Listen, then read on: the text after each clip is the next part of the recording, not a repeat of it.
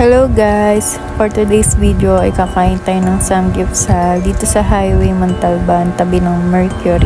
Unlimited Korean samgyeopsal nga pala ito. Sa second floor ang located nila, katapat ng Security Bank.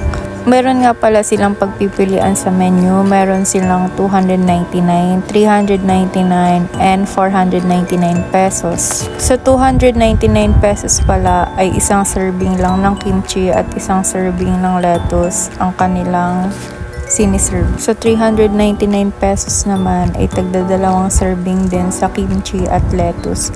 At kung mahilig ka naman sa lettuce at kimchi at cheese, ay 499 naman ang iyong dapat i-avail.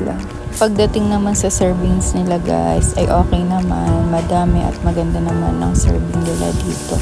Okay, magpe-first bite nga pala muna ako dyan. Sobrang fresh din ng lettuce nila at malasa lahat ng side dish. At yung pagkakamarinate nga pala sa mga beef and pork and chicken, okay naman siya. 8 out of 10 nga pala siya sa akin.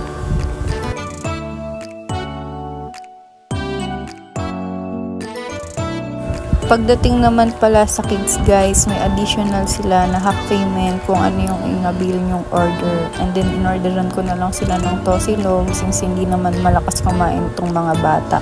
And then meron nga rin silang 7 side dishes. Meron silang japchae, kimchi, unlimited cheese. Meron din silang tteokbokki, cheese cupcake. Cheese cupcake nga.